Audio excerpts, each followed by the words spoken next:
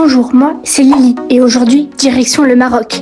Réveil à 6h, valise dans la voiture, direction l'aéroport. On a embarqué, on a décollé avec quelques secousses, puis très vite, on a découvert les paysages incroyables. Les montagnes, les dunes du désert et enfin, on a atterri à Marrakech. On a ensuite pris un taxi jusqu'à notre riad, rêve d'antan. Et franchement, quelle claque! Dès qu'on est entré, on en a pris plein les yeux. Il y avait une magnifique cour avec une piscine au milieu, une superbe déco marocaine, des chambres magnifiques et des salles de bain tout aussi belles.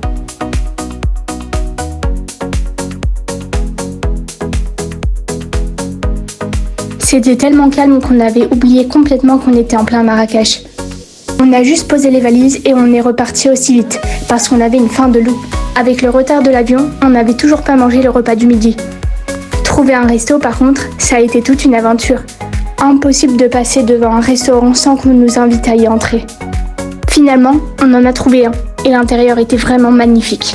On a commencé à manger vers 16h, oui, vers 16h, le repas du midi.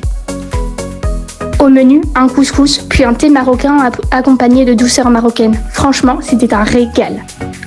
On est ensuite retourné au riad pour profiter un peu de la piscine. Et oui, la crêpe aplatie au soleil, c'est bien moi. Mon maillot de bain était trempé, et oui, j'assume, j'ai remis mon short alors que j'étais encore mouillée. Puis j'ai entendu l'appel à la prière pour la première fois. La nuit est tombée, sauf qu'on avait mangé à 16h et qu'à plus de 21h, on s'est dit qu'il était peut-être temps de retourner manger. En cherchant un endroit, on s'est un peu perdu dans les rues de Marrakech. Et là, des chats se sont mis à miauler derrière nous. On aurait dit qu'ils avaient décidé de faire un bout de chemin avec nous. Puis on est passé des petites ruelles toutes calmes aux rues complètement animées.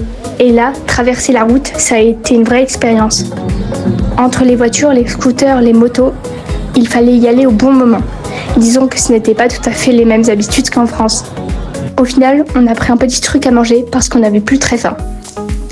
On est ensuite rentré au riad, on est allé se coucher et rendez-vous demain pour le vlog numéro 2.